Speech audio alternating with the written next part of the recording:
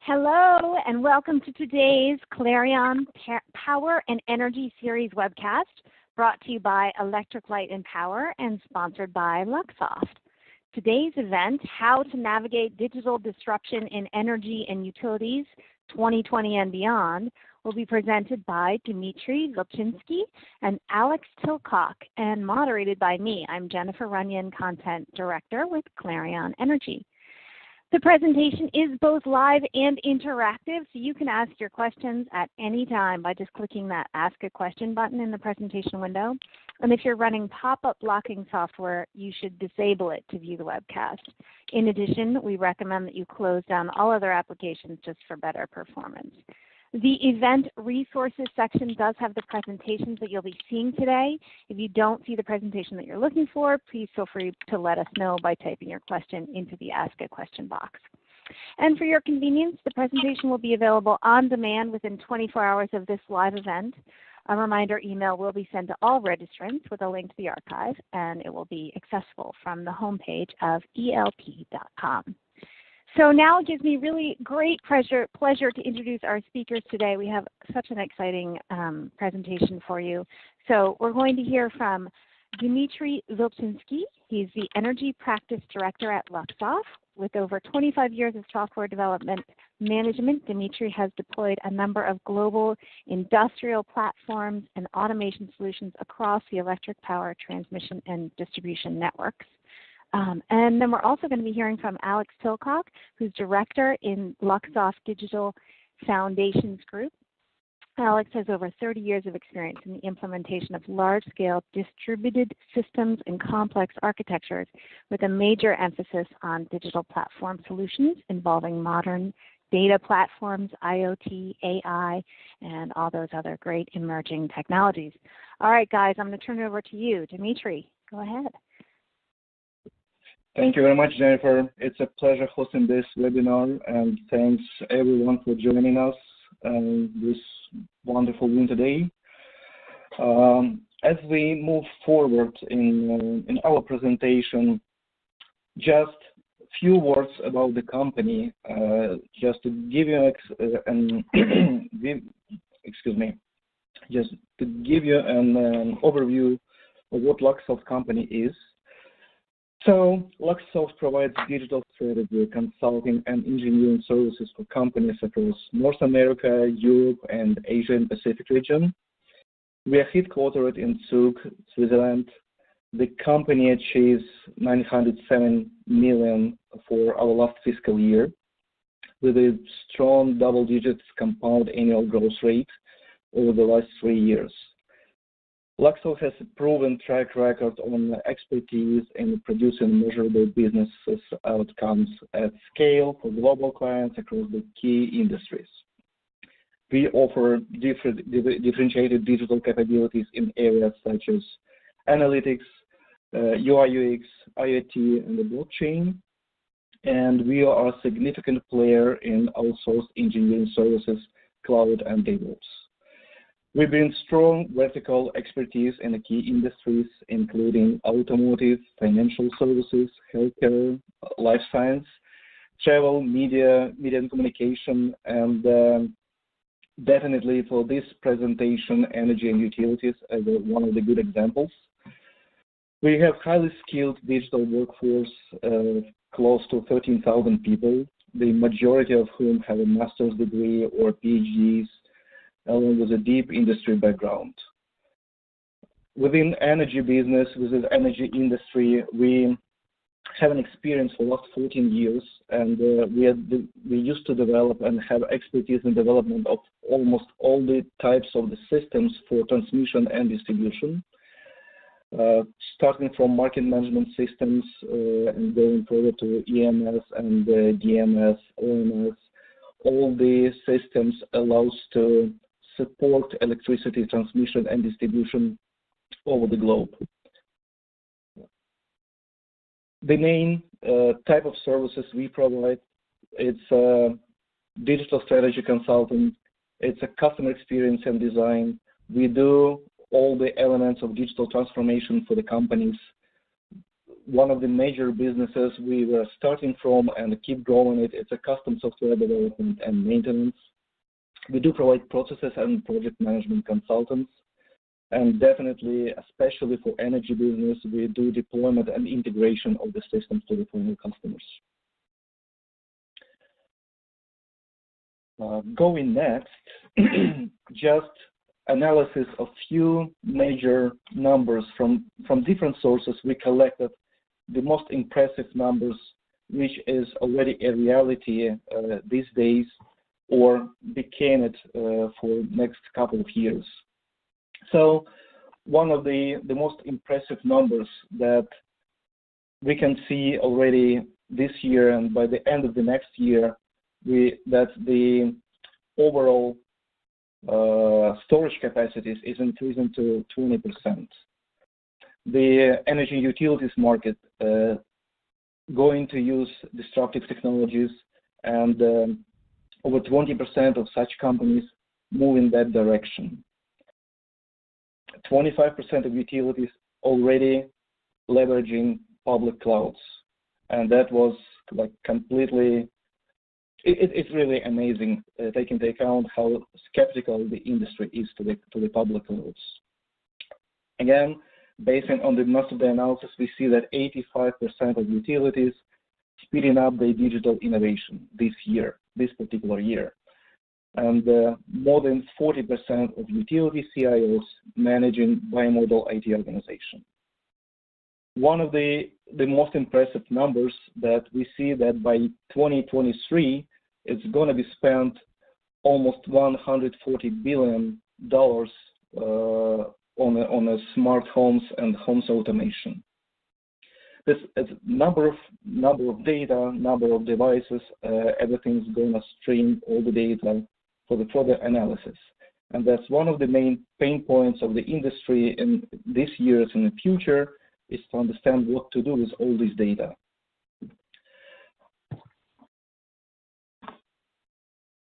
One was quite impressive numbers is 4.6 billion will be spent on smart grid data analytics. So that's evolution way to understand what to do with the data and how to find the patterns which can make the optimization of the grid much more effective, and all the operational processes became less expensive and more pragmatic, I would say.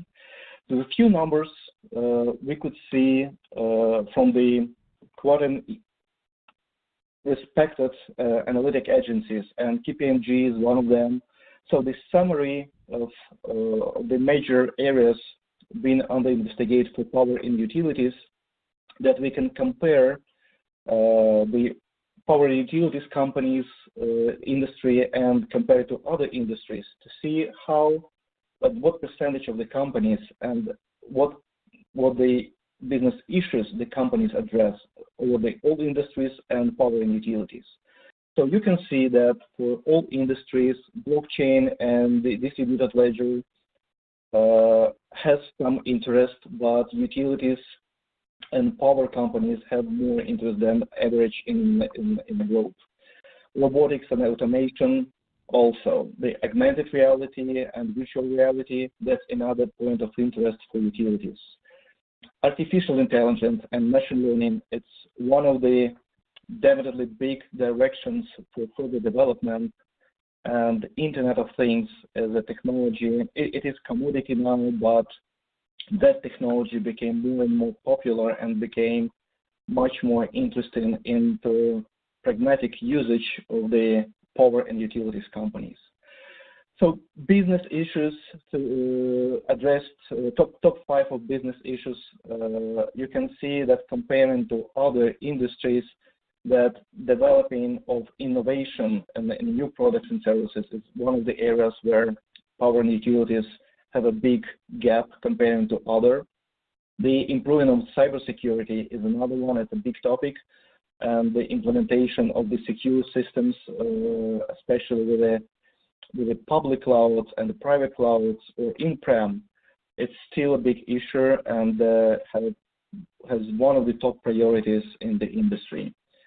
So the other areas where utilities has more interest is improving business processes and increasing operation efficiencies. That's probably the major items, major topics on the prime interest of power utilities companies. So the other resources also proves that the results of these investigations are very close, and here we can see comparison of the amount of investments in different technological areas. And you can see that data and predictive analytics is one of the key ones for the utilities and power, same as Internet of Things, as we expect more and more data and we expect more and more intellectual devices in the grid and in the home automation. And from the perspective of the priorities, we can definitely see that the cost optimization and cost reduction is still a priority for power and utilities. The operational excellence still the same, one of the top ones for the companies comparing to other industries.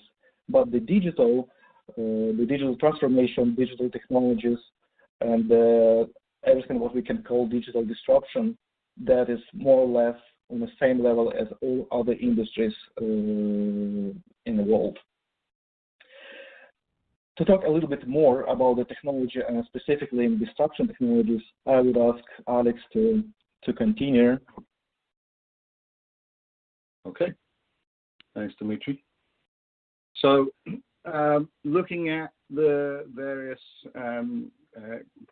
assessments across the industries and trends, there are some clear commonalities, both in the industry as well as broadly across everybody's industries.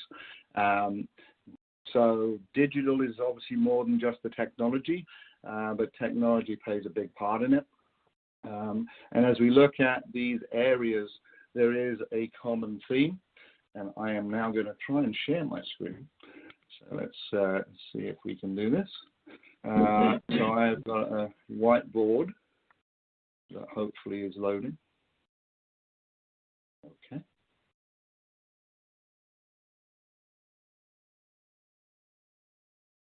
It's publishing. There we go. All right. So what is driving that digital disruption? The common theme here is data. And in fact, big data is really the term. That ultimately is driving new technology and new technology trends. But those new technology trends, in turn, are driving back more data. And so handling this data is a challenge. A lot of the data is coming from individuals using lots of smart devices and capabilities, but there is also an increasing trend in the business sector to create more data. And it's actually 1.5 zettabytes. It's one with 21 zeros after it. That is predicted as the current amount of data flowing across the internet. That's a lot of DVDs, 36 billion DVDs. Smart cities, though, and the capabilities in smart cities driven by technologies and communications protocols are increasing that data all the time and creating more opportunities.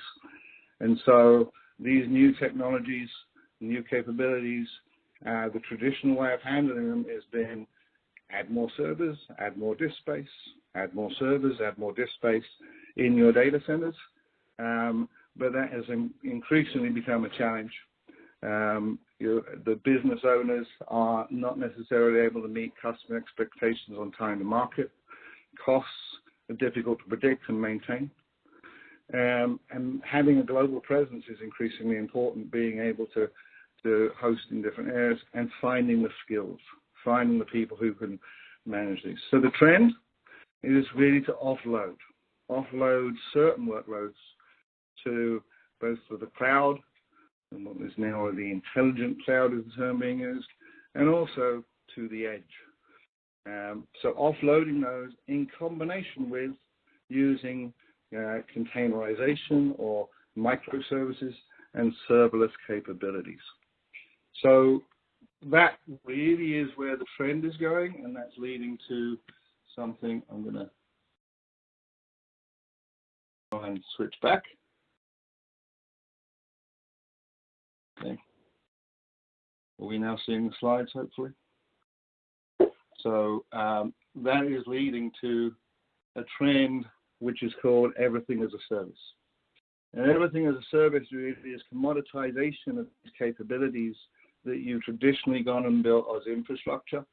There's always going to be a need to do some things on-prem and some things in infrastructure, but the need to build, for example, a Hadoop cluster to manage big data is largely becoming redundant because there are capabilities with databases as a service or data lakes as a service that are being added on top. And there's even now workforce as a service where you can actually get specialist resources to label your data, for example. And cognitive services and AI has really been an expansion in this space where instead of you having to employ a bunch of data scientists, you can now use services directly. This has obviously made it easier and faster to do the implementation and reduce the complexity, but it also involves giving up some of that control. So there's a trade-off that has to be made. If I click to the next slide. So if we look in the data and analytics, some examples of the new services and capabilities that make it easy to do data analytics. And I'm focusing here on the major cloud providers, but there are also a number of proprietary vendors out there with specialist platforms as well. So when we talk about cloud, there are two types of cloud vendor, but the main ones are the Amazon, Microsoft, Google, Alibaba, IBM, are all creating these new capabilities. So data lakes and the ability to ingest and query data very, very rapidly is becoming a big trend, as well as enabling the capabilities to query and integrate heterogeneous data and data from federated sources, as well as streaming data in real time. Blockchain's predicted to be a big growth area in the energy industry, especially in terms of energy trading and behind the meter capabilities. Amazon have just launched a managed blockchain capability, as well as a dedicated quantum ledger database. Because the big challenge with the blockchains is there's about 6 different frameworks out there at the moment.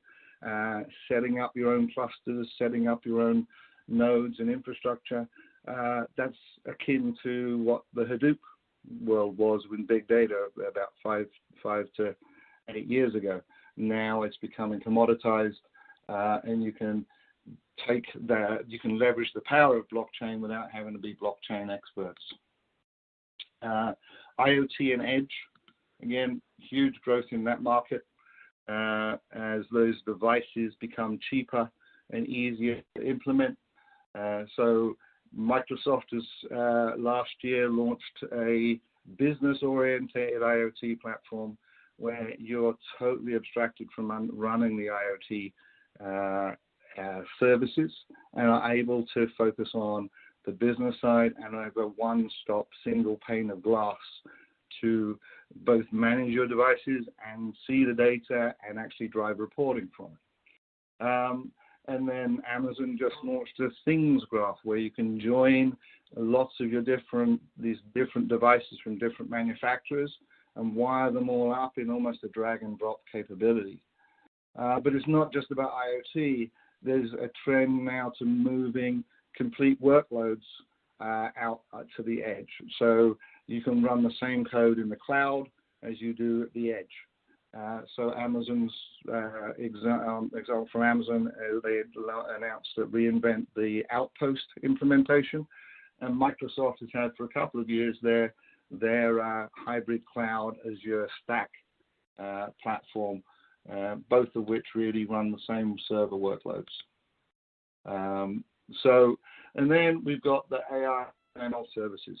And this increasingly has become a commoditized space, the ability to have prepackaged architectural implementations and algorithms that can be wired up for things like predictive analytics, sentiment analysis, all of those things, and an interface to drive those services from if you want to build your own algorithms, as well as services such as face recognition, voice recognition, chatbots.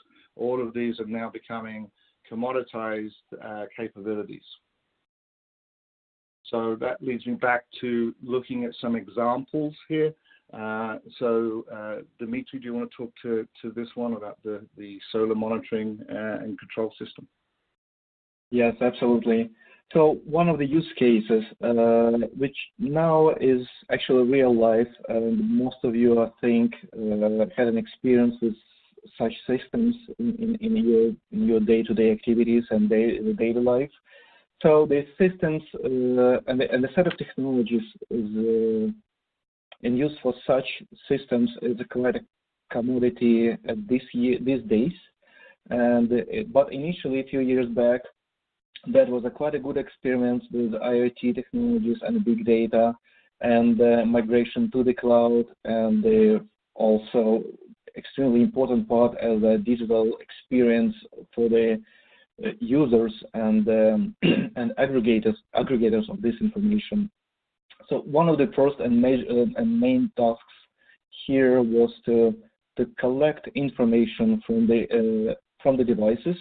That could be intellectual devices or quite simple inverters, for example, on the solar panels. That also, for us, there was a target to aggregate and collect and aggregate data from the inverters, from meters, from batteries inside of the residential homes, and aggregate all this data, compare it with the current weather conditions, and bring the data for all this residential generation, renewable generation, for utilities to help them understand what the profile of generation from the residential market is. And again, these days, it's quite a common thing, and everyone who has solar panels on your homes, that you have something similar in use for your own purposes and understanding what's the current status of the batteries, what the generation, what the balance between generated and consumed amount of energy. But one of the next evolutional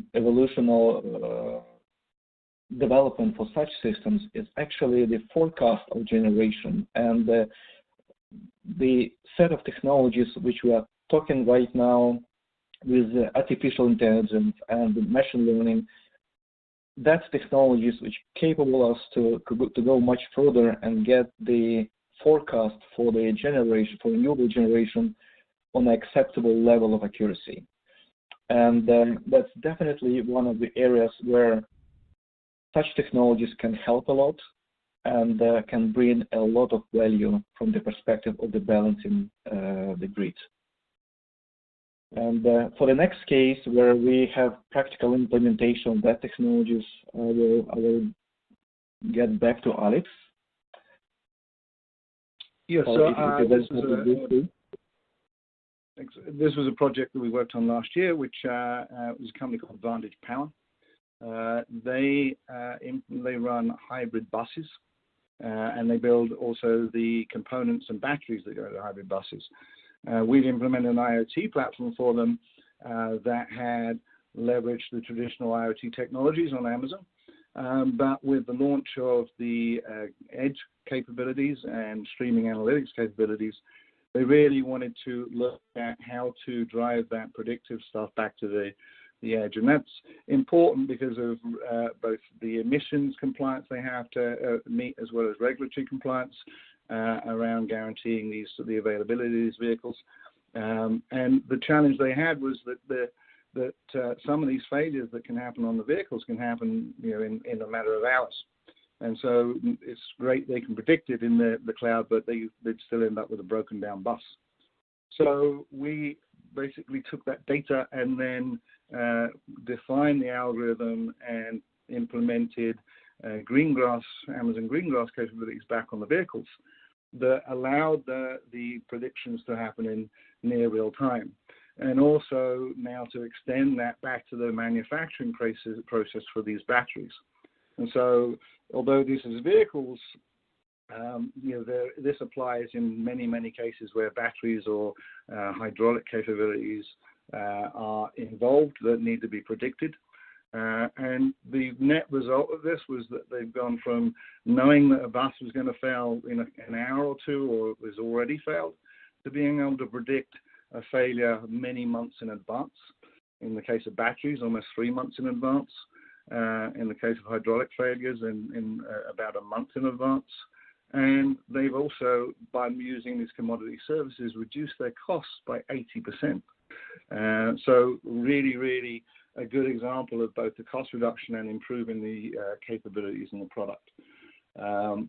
So then there's also another use case we've got is blockchain, and I will hand that back to you, Dimitri, to talk about the energy management capabilities.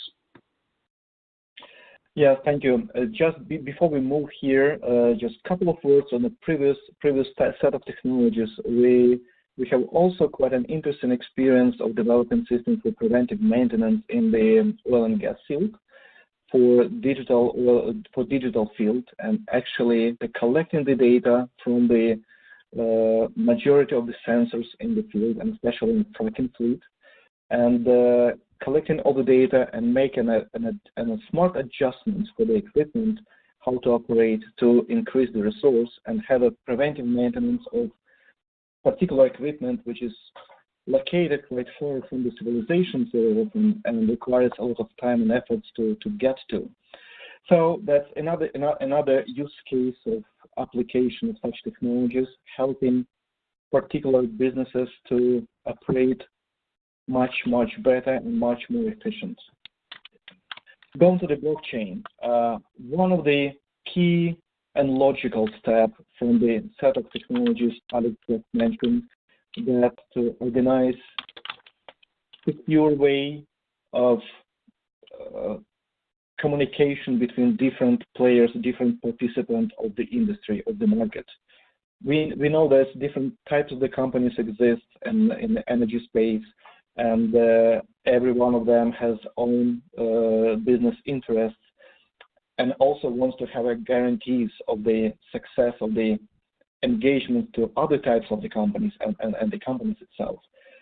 So there is already quite a clear and transparent scheme of communication between such companies, and it works for now and works more or less okay.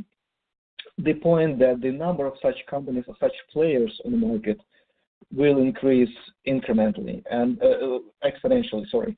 And the point here that with such volume of the players in the industry, we would want to have better reliability of that relationships, to have better security and assurance that all the commercial engagements would be transparent and secure. So the blockchain technologies could help to build such secure engagements and such a secure relationship between all the companies. And there could be different ways how to implement it. Just a year ago, to realize almost any distributed ledger organizing trading system between number of participants, we would host quite extensive systems on the different independent participants of the market, which can assure every other participant with a legitimacy of the deal or contract.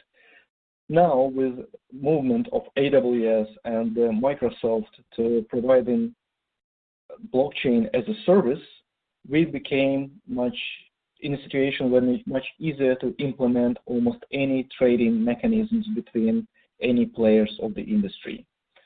And Definitely, the energy supply chain challenges could be addressed with such technologies. We can fight inefficiencies in energy transactions and commercial inefficiencies, and we definitely can manage the distributed energy resources trading between each other. So if we assume that sooner or later every prosumer could become active participant of the market and energy market, and if we even go further and imagine that utility company main business would be not to sell energy, but to provide service and access to the grid, and maintain the grid, and have a number of SLAs like it is now from the perspective of the resiliency or the restoration and maintenance of the grid. But the participants of that grid could be traded, could have ability to trade between each other. And one of the points here is to get out of the traditional paradigm of centralized seller of energy, but also to help utility companies to balance the grids and create so-called virtual microgrids. One of the major targets for them is self-balancing and ability to trade between every participant of these microgrids between each other, eliminating delivery costs, for example. And that's quite a big part of the bill. If you look at your bills, you will see the distribution, and in some cases, delivery costs could be up to 2/3 of the bill. So, yeah, that's one of the targets, and we can help provide such platforms, and the current technologies can let service companies, providers, the service companies to provide capabilities for utility companies or other players of the market who wants to drive these businesses to build such platforms. So just here on this slide, you can see few implementations, few scenarios where the blockchain as a technology, as logical step after IoT and AI and ML, data analytics, assuming we already leveraging all that technologies, the next logical step is to go to the commercial surface and improve it with the ability to trade securely with an unlimited number of participants. The few scenarios, few use cases, you can see that we can definitely create another market for energy credits management, and to trade the energy which is not produced yet, but could be produced or forecasted to be produced. So we can do asset optimizations. We can do the payments within microgrids between every distributed energy resource. And that payment could be automatically and set up the rule to have settings and rules depending on priorities and preferences of every user and every consumer or consumer. So we can manage the solar renewable energy certificates. We can manage electrical vehicle charging. We can manage the bill payments itself and make it very simple and very easy to access technologies.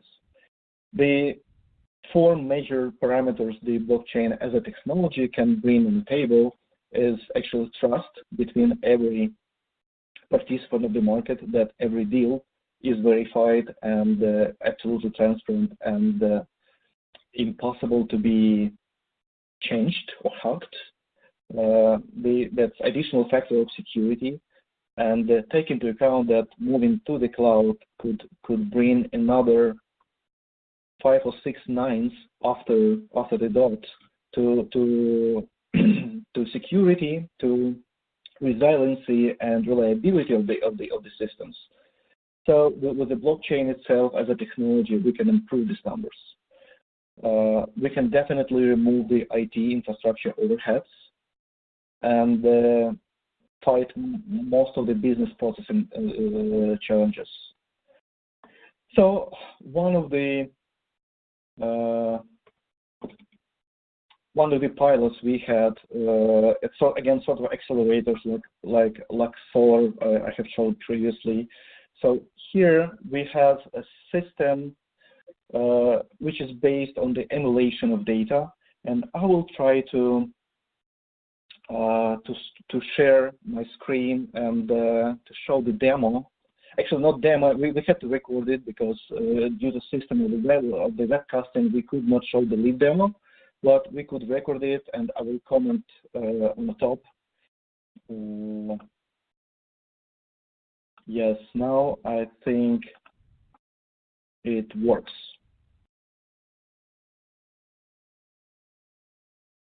Give me another second.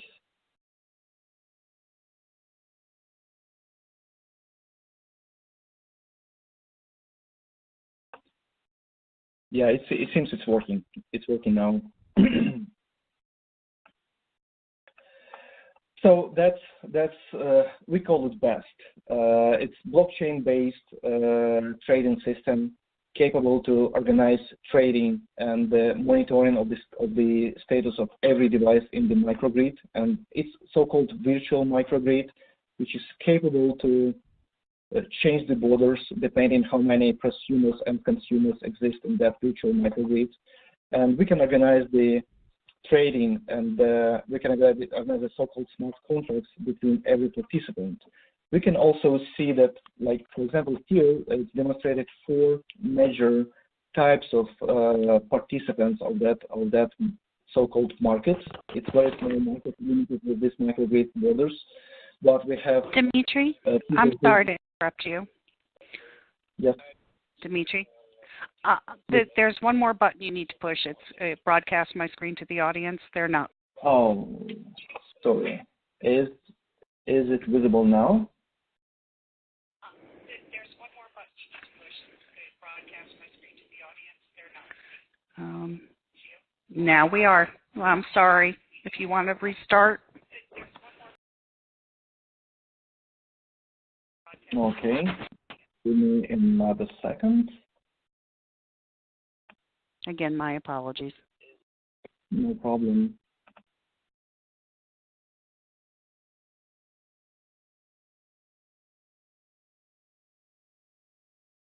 Is it any better?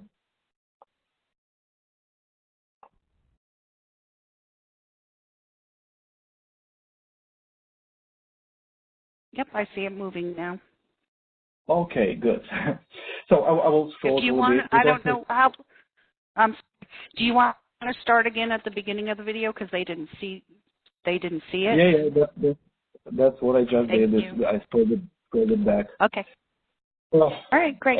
Hope now it's visible, and you can see the logical demonstration of the smart contract between participants of the grid. So we could see that there are different types of the participants of that grid, that different type of generation exists in that grid, and different types of consumers and storage. We can have the full set of statistics, and we can measure for every single participant, and we can understand what the current profile for that participant is, and what is actually the best contract could be built between this sort of participants. We do not exclude utility as the energy seller. Anyway, there are going to be the situations where energy is not, the generated energy is not enough, and we need to use the energy from utilities, or sometimes even transfer renewable energy to the utilities for the consumption in the grid, in the bigger grid. But the major idea here is to create self-balancing microgrids with the capabilities to see all the statistics for the, like right now you can see on one of the profiles. Yeah, we use my name here and a picture to show that one of the such prosumers with a solar generation, with a regular consumption for my home, with a wall-installed battery as a storage, and we can see the statistics, how much was generated, how much was purchased from the grid, how much was sent to the grid or sold to the neighbors. So we can set we have set up preferences which can help every particular consumer, prosumer, to set what type of rules he wants to have and what the prices he is okay to sell in most of the time or buy, and if he wants to buy only green energy or he doesn't care, he just wants to have the cheapest contract as possible. So the different, very different settings could be done here, but again, the major part here that we can organize all these settings just once, and everything else on a daily basis, it goes automatically, and all this trading can happen without this participation of the human. And again, the involvement of utility is minimal here into the trading itself, but definitely utility is one of the players and major player to provide the infrastructure and the access to the energy for every distributed energy resource. So here on the charts you can see the statistics to sell energy and statistics to buy energy, showing where the energy being sold to or being used to, who was the buyer and what were the prices, and you can see at the end what the result for the month, for example, you would have. Now you can see the events log, and it's information for every participant to see what contracts or what events had a place in the grid. So you can also see from the perspective of the utility what is the profile of generation, consumption, and storage in that particular microgrid. So this information would be extremely useful for utilities to see every participant and see the status and all the cooperation and all the contracts between every single participant of this microgrid. So that's a general idea. We have just 2 more minutes, but from the perspective of again, just one of the comments, all of this data here is emulated. Initially, when we just start building this accelerator, we still had to use this distributed infrastructure of the hosters for the distributed ledger. Now it is very simple with one of the technologies from AWS or from Microsoft, that we can use all the infrastructure from them and just sit on top of that blockchain technologies and frameworks and just connect such systems and provide next level of traceability, next level of security, and definitely that could be change of the paradigms for the whole industry. And I do believe that sooner or later we will become much more intelligent in the way of consumption, in the way of generation, and the way of integration every single participant of the electrical grids. So I think that's it.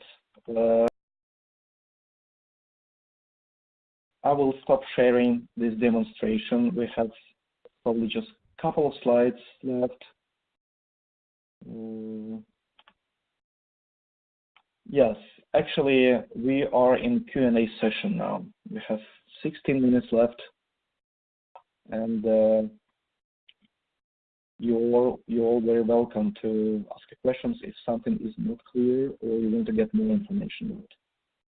Great. Thank you so much, Dimitri. That was a fascinating demonstration for me, at least. I hope other people agreed. We do have some questions here, and why don't we start with some of the basics. One person is asking about white papers, and I do know there are some white papers available.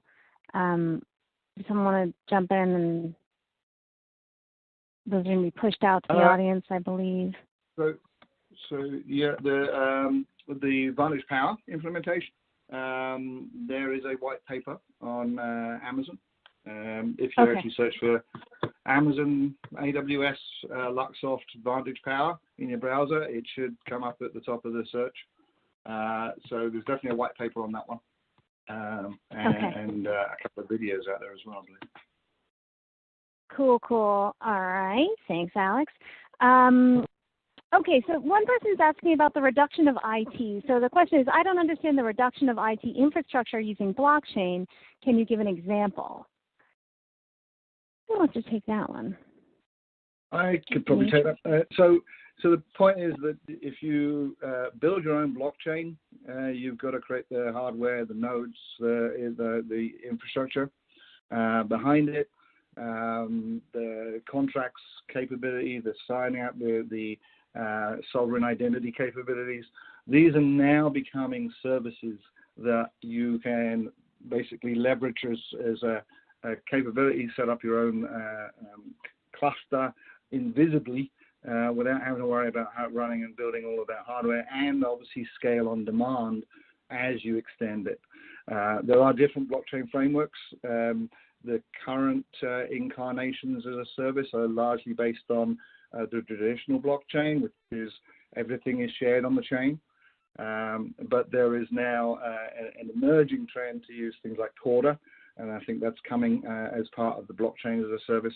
And Corda is a point-to-point implementation where you can basically set up different nodes for clients and share specific contracts just between those clients. So you're offloading, just like in the big data world, instead of having to build a Hadoop cluster and worry about how many servers and hard drives and having them in the network. All of that's handled for you by the cloud provider. Great. Thank you. Okay, another person is going back to middle of the presentation. He asks, you introduced a new term to me, edge. Can you expand on the definition and discussion of this? What do you mean by edge? Yep, I'll take that one as well, I guess. So edge really is, if you think, there is the cloud and there is your on-prem, there is an edge between the cloud and on-prem. Really, edge fog computing, there are various definitions of it. But what we're talking about here is being able to run things closer to where the incidents are happening. And so, as we're looking at the vehicle one, we're actually running analytics on the vehicle, and we're only transmitting data to the cloud when we need it. We're cutting down the amount of data we're sending. We're cutting down the latency. Dimitri mentioned another example where we've got actual sites, drilling sites. You do not want to wait to find out, in 10 seconds after it's sent the data to the cloud and send it back to the device that the pump's going to blow up. So this is really moving that processing closer to the events, but it's connected to the cloud. So you're running some workloads in the cloud. In fact, normally you're training in the cloud, the algorithms, etc., or you're creating your code that's going to run on the devices, and then you are publishing that to a device that is running in the local area. Yeah, one more comment here in addition to what Alex just told, that there is also commercial necessity for such architecture, as if you're going to send the raw data to the cloud right from the sensors, that could be extremely expensive at the end. And one of the logical and good way to save on such expenses is actually to start to normalize the data as closer to the event itself, and send the cleared and filtered and normalized data to the cloud for the further analytics and the further usage of that data on those technologies. Okay, that makes sense. All right, another question we have about the regulators. So where are the regulators across different regions when it comes to embracing these disruptions and making these propositions real over the next 3 years? I think that's a great question about, what do we have to do for regulation and utilities? Are these disruptions changing things? What do they think? Yeah, we have investigated the case with the NERC requirements, for example, and we could see that for the transmission space, it could be an issue. For the distribution space, it is not an issue in most of the cases.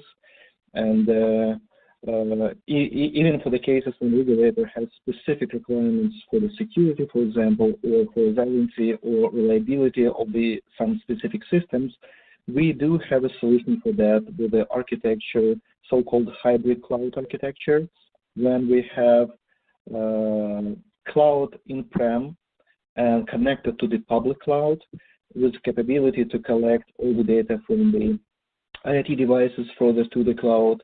And the major part here is to organize storage of the data on-prem of utilities, do the massive analytics of all this data right being in-prem, but using cloud technologies. So there is a way how to correspond all these requirements, and we have an experience with that too. Okay. All right. Thanks for that answer. One more part of that question also is that the cloud computing for many years was operational expenses, and it seems like it is already on a way that these operational expenses became capital expenses for utilities, for the cloud computation, and that could be a breakthrough for all the industry. Gotcha. Okay. Another question on that regulation side is about microgrids. So what are the main challenges related to regulation to implement microgrids on an overall basis? So country, region, specific, et cetera. So I think that here one of the most difficult part is actually agree with every participant of the grid. So if you are not on the island, when you have no other choice than to be on the microgrid, then if you are part of the big infrastructure for the utility and there's standard way of doing business and operating, it's supposed to be a sort of cultural shift in the minds of the consumers to become a prosumers and active participants of the grid. So I think in addition to regulations, that could be difficult part, and from the perspective of the legislation and agreeing and the developing of the parameters and rules for every type of the player on the microgrid, and from the perspective of the regulations, I think it's not that difficult, and I know the cases where municipal powers goes step ahead and already piloting such microgrids based on a blockchain. And as I know, the LO3 company, they piloting very similar but isolated from the utility microgrid in New York. And there are more and more cases like that. Gotcha. All right, we have a question going back to one of the slides. So it's on slide 12, asking about the predictive maintenance solution. How long did it take to implement that? Actually, the hardware implementation side, or the implementation of the edge technology, actually only took a couple of weeks. We already obviously had IoT infrastructure in place. The long kind of piece is actually okay. In this case, so that takes a little longer because it's all dependent on the data. But the actual infrastructure and migrating from the legacy batch-based processing to a stream-based processing actually only took a couple of weeks. Cool. Okay, another question on back to blockchain. We always get so many questions on blockchain. So what are the technologies being used on that blockchain solution? So the one that on slide 15. Can you repeat the question? I didn't get. Repeat it. What are the technologies being used on that blockchain solution? Oh, so definitely, it's like like cherry on the top. The blockchain itself as a technology. The majority of these systems, they are based on the IoT and data analytics. In addition, that could be used the full set of the digital disruption technologies. So IoT is necessary to collect the information from all the devices. We need data analytics to get through all the data from all of the devices, and some of them works in real time.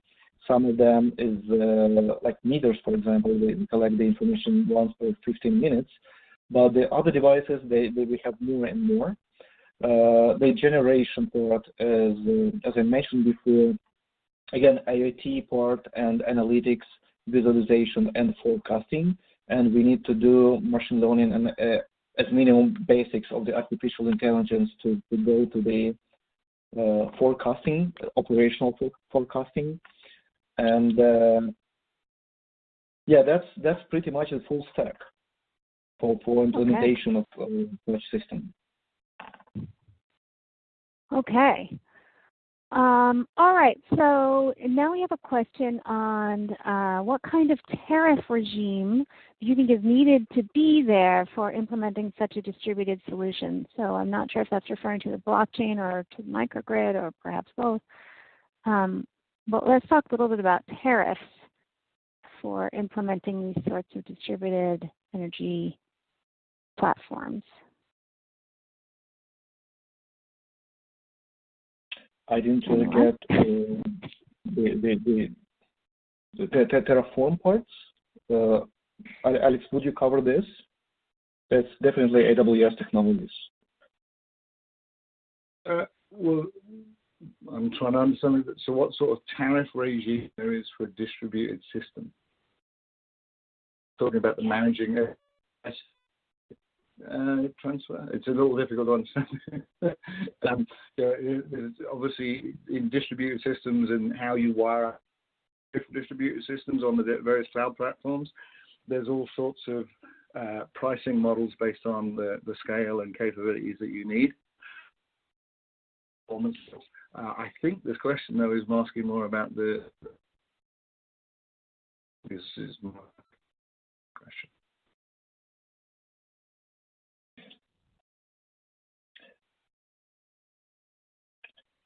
Yeah, probably we didn't get full clarity about the question. And as I understand, we have 2 minutes left, and there is still one more slide, which I believe Alex would cover. What I recommend that the questioner send us a quick email, and we will, maybe be able to answer that offline. We are at the top of the hour, and so I'm going to thank all of our presenters and our audience today. So on behalf of Clarion Power and Energy and Electric Light and Power, I really want to thank Dmitry Lukinsky and Alex Tilcock and our sponsor Luxoft for today's presentation, How to Navigate Digital Disruption in Energy and Utilities for 2020 and Beyond. Really futuristic stuff and really exciting to see what's coming along. So the presentation will be archived within 24 hours and can be reached from our homepage at renewableenergyworld.com. A reminder email message will be sent to all registrants, complete with a direct link to the archive. And we thank you for joining us today and look forward to seeing you in the future. Thank you very much.